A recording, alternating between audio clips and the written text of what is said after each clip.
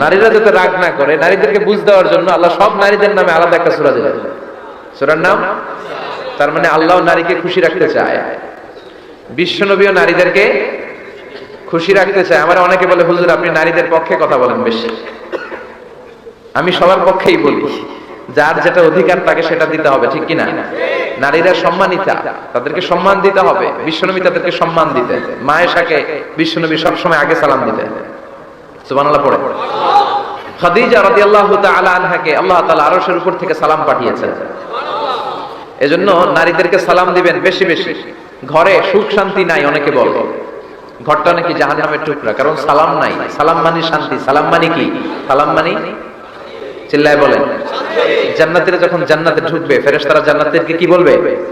সালাম, শান্তি। Enter the paradise with peace and security. শান্তি এবং নিরাপত্তার সাথে জান্নাতে ঢুকে যান। এজন্য ঘরটাকে শান্তিময় বানাতে চাইলে সালাম দিতে হবে। কি দিতে হবে? আজ থেকে স্ত্রীকে সালাম দিবেন তো ইনশাআল্লাহ পড়েন।